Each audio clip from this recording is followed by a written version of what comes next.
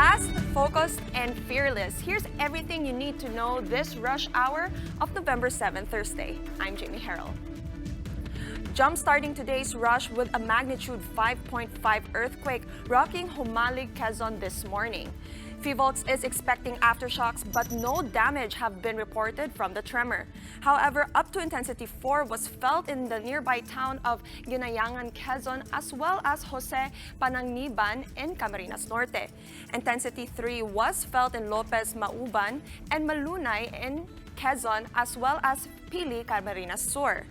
Intensity 2 was recorded in Dolores, Quezon, and same goes for Marikina, Navotas, Quezon City, and San Juan in Metro Manila. On the other hand, intensity 1 was also felt in Baler, Aurora, Guagua, Pampanga, Iriga, Camarines Sur, and Malabon.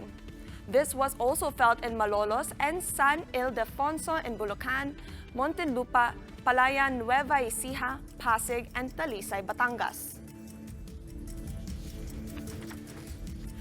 Game on for Vice President Leni Robredo as she takes on the job of one of the government's top officials in the anti-drug campaign.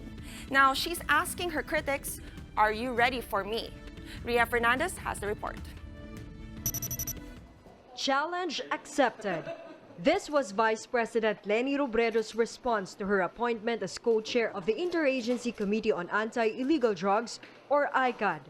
Robredo said she was advised to reject the president's offer, that it was all a trap, a ploy by Malacanang to pass on to her the administration's supposed failure in its war on drugs.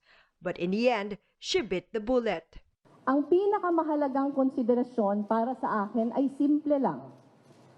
Kung ito ang pagkakataon para matigil ang patayan ng mga inosente at mapanagot ang kailangang managot, papasanin ko ito. Kaya tinatanggap ko ang trabaho na binibigay sa akin ng Pangulo. Mula simula, ang gusto ko ay maging maayos ang kampanya laban sa iligal na droga. Itigil ang pagpatay ng mga inosente.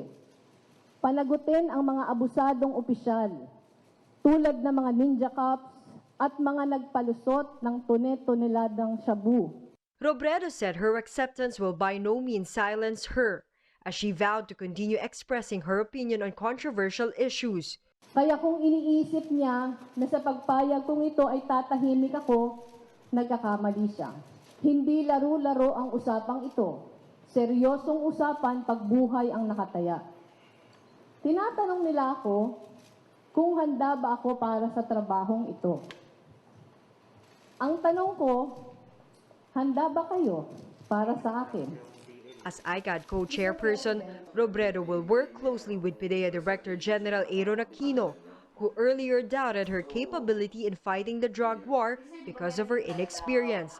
As for the notion that she was being set up to fail, kahit sabihin na natin na ang alok na ito ay pamumulitika lamang at hindi naman talaga ako susundin ng mga ahensya at gagawin nila ang lahat para hindi ako magtagumpay, handa akong tiisin ang lahat ng ito. Dahil kung meron akong maililigtas na kahit isang inosenteng buhay, ang sinasabi ng prinsipyo at puso ko ay kailangan ko itong subukan. Robredo ended with a conciliatory message. Mr. President, 2.5 taon na lang ang naiiwan sa iyong administrasyon. Hindi pa naman huli ang lahat. Pwede pa nating pagtulungan ito. Robredo will remain as co-chairperson of ICAD until June 30, 2022 or until revoked. For News 5, Ria Fernandez, We Are One News.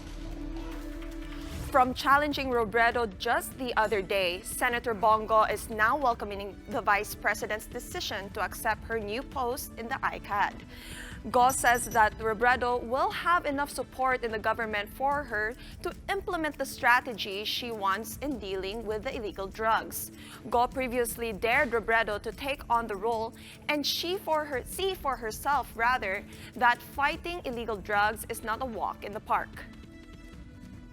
This is a very welcome development that VP Leni Robredo accepted the challenge. It's not a trap. We want her to succeed. Sino ba namang Pilipino na hindi gustong maging isa ang ating hangarin?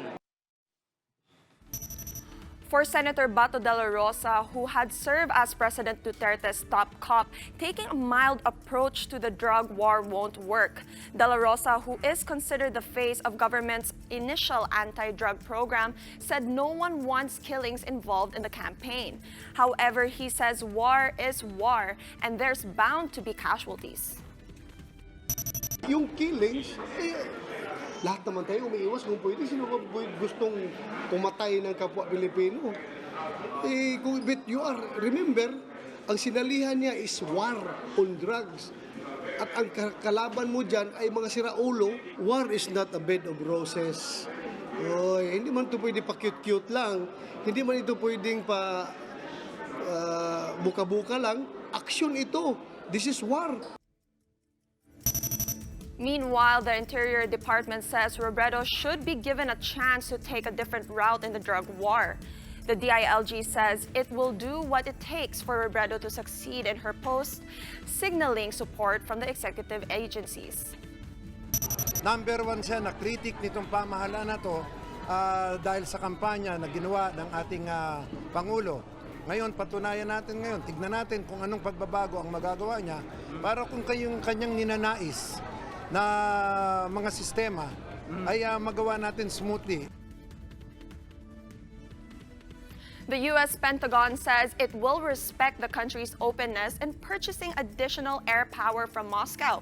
But the Americans warn this could come at a price. Dale De Vera has the details from Washington. As far as the U.S. is concerned, the Philippines can forge partnerships with other countries. And no jealousy from their end. This is the country plans to purchase helicopters from Russia. Pentagon said it will not make any threats even if the Philippines acquires equipment from Moscow. But there might be a setback. We do a lot of interoperability training, a lot of engagements and exercises with our Philippine counterparts. And it's always easier to do when we use the same equipment. If the time comes where we need to fight alongside each other, it's always a lot easier when we're using the same equipment. Apart from that, acquiring equipment from the likes of Russia, Iran, and North Korea goes beyond government-to-government deals. It comes with sanctions under America's CAATSA, or Countering America's Adversaries Sanctions Act. A section of that penalizes any third country firm or individual that engages in a significant transaction with Russia's defense or intelligence sector, something that the country's attaché to the U.S. is very well aware of. Ambassador Jose Manuel Romualdez clarified, though, it's not the country but the agreement signatory and the institution represented that will be sanctioned. Most likely, we will think twice before we do it, or perhaps postpone it until these issues are all resolved. But our line here, what we're encouraging the Pentagon is for them to come out with a good offer. Because we really need heavy lift helicopters. That's for especially for the disaster. Prior to President Rodrigo Duterte's trip to Russia in October this year, Defense Secretary Delfin Lorenzana said the country is in no hurry to acquire Russian Mi-17 helicopters, though he did admit that the Armed Forces of the Philippines is building up its capability through acquisition of land, sea, and air assets. The choppers, which cost $14.7 million each, will be used by the Philippine Air Force. Early this month, Lorenzana said that a technical working group is still studying the proposal. If the acquisition pushes through, it will be the first Philippine military procurement from Russia. From Washington, D.C., for News 5, Dale De Vera, We're One News. Here are the biggest stories from the dailies. Filipino Star ngayon reports that 3 suspected suicide bombers were killed in Sulu on Tuesday in an encounter with the armed forces. The AFP says the suspected bombers were flagged at a checkpoint in Sitio Itawun in Barangay Can Islam and started firing at their personnel, prompting them to fire back. The Panay Electric Company, or PECO, claims that 2-day power outage that hit Iloilo City last week could have been a sabotage. Motive behind the possibility was not disclosed, but Pangmasa reports that President Duterte's help have already been sought.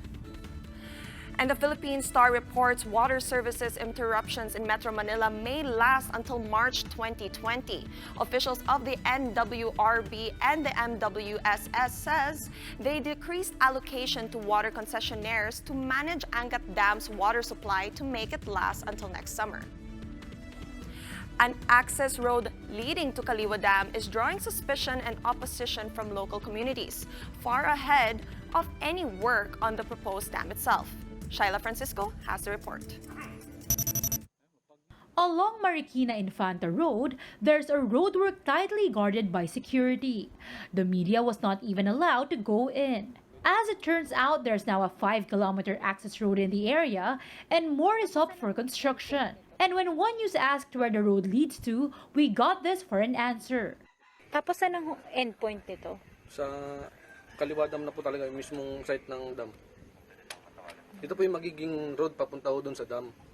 The Metropolitan Waterworks and Sewerage System or MWSS plans to build a dam to address the water crisis in Metro Manila. But up to now, it has not secured the necessary permits to start the construction of Kaliwa Dam. And yet, an access road is in the works. But the MWSS says while the Kaliwa Dam is set to benefit from the road, it's not part of their project. Yung mga access road yun, DPWH. So hindi po yun sa hindi sa amin. That is DPWH project. Members of the Agdad Umagat Remontado tribe say the roadworks didn't have clearance from the Protected Area Management Board. Bakit sabi ng DPWH ay sila na daw yung nag-construct noon dahil farm to market road daw. Binago na nila at tinatanggi na ng MWSS na sila yung may kaugnayan para doon sa pagtutuloy doon sa dam site. 1636 yan, protected area. Ngayon, mismong kami pong PAMBI member o kahit sino, pinagbabawalan po nilang pumasok doon sa site. Hindi namin alam kung ito ay talaga na ino-operate nila. The local government says it will issue a resolution to request the revocation of the dam's ECC and to oppose the access road. Hindi pa po tapos ang laban. We will hold the line. Ipapaglaban po natin kung ano yung dapat at marapat, kung ano ang nasa batas. At hanggang makaabot po ng Malacanang. The MWSS says it is open to have a dialogue with affected parties and include their concerns in building the dam. Shaila Francisco, we are One News. Tropical Storm Quiel has strengthened overnight as it moves slowly towards Palawan. And to tell us more on this, we have on the line Raymond Ordinario from the Pag-asa Weather Forecasting Center. Raymond, what's the latest update on Tropical Storm Quiel? Yes, good morning, and this is our update on Tropical Storm Quiel and as well as our forecast for the next 24 hours. As of 3 a.m. today, it was estimated around 400 kilometers west-northwest of Coron, Palawan, having a maximum sustained winds of 85 kilometers per hour near the center and gustiness of up to 105 kilometers per hour. It is still moving slowly on the direction of east-southeast, and until now, it has a less likely to make landfall to any part of our country. Meanwhile, tail of Acolfon is still affecting the northern Luzon, and due to this weather system, the Ilocos region, the Cordillera, and Cagayan Valley, including the western Visayas, Zambales, Bataan, Palawan, and Mindoro provinces, we're going to expect cloudy skies with scattered rain showers and thunderstorms. Meanwhile, here in Metro Manila and the rest of the country, we're going to expect a particularly to cloudy skies or generally fair weather, except from some isolated rain showers due to localized thunderstorms. The temperature range here in Metro Manila is around 24 to 32 degrees Celsius. And we still have a gale warning raised over the coast of Batanes, northern coast of Cagayan including Mabuyan Island, Ilocos Norte, Ilocos Sur, La Union, Pangasinan, Zambales, Bataan, western coast of Occidental Mindoro including Lubang Island and Palawan. We're still reminding our fisher folks and those who have small sea crafts not to venture out of these seaboards because we're still expecting high waves due to the effect of our northeast monsoon and the tropical storm Quiel. And that's the latest from the Weather Forecasting Center of Pag-asa, Raymond Ordinario reporting. Thank you, Pag-asa weather forecaster Raymond Ordinario. Let's fast break now to Sports Rush. Even without star import Deswell, San Miguel punched out a win against Blakwater. But the Beermen needed extra time to prove why they are the reigning 5-time All-Filipino Kings. They survived the Elite's late game run to escape with a 99.96 win, snapping a 2-game skid. Pivotal to the SMB win was big man Junmar Fajardo, who bagged 30 points and 13 rebounds for his squad. Next up, Magnolia outplayed Phoenix Pulse in a win that improved their standing to 5-4. That was a warm welcome for the newest hotshot Chris Banchero, who completed a 3-guard lineup with Paul Lee and Mark Baroka. It worked wonders for Magnolia in the defensive end as they limited the Fuel Masters to just 81 points while they ran off with 97. Onto some volleyball action. The Philippines national team opened the 2019 PSL Super Cup on the victorious note. Even without Alisa Valdez and Gia Morado, the Philippine delegate schooled teams shine in 3 straight sets: 25-14, 25-18, and 25-16. Mylene Paat bagged 8 points. Ces Molina and Majoy Baron chipped in 7 apiece, while Jovelyn Gonzaga and Ea Lore had 6 points each.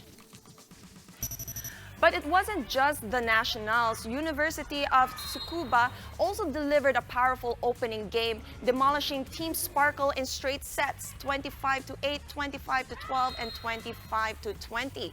The reigning champs of the All-Japan Intercol Volleyball flexed muscle and might, with Captain Miho Yokota putting up 14 excellent sets. Notably, the University of Tsukuba limited Dimdim Paceres to just 2 points. Japan, oh my God! So, oh my God, thank you, Coach. Sobrang sarap sa feeling kasi Japan coach na yun, nagsasabi na very good ako, kahit ganito ako. So, lahat ng mga ganito yung katawan, magkinuha ng pag-asa, guys. And that's how the day is shaping up to be. Join us next time for another round of Rush. For Riza Diaz, I'm Jamie Harrell, and we are One News.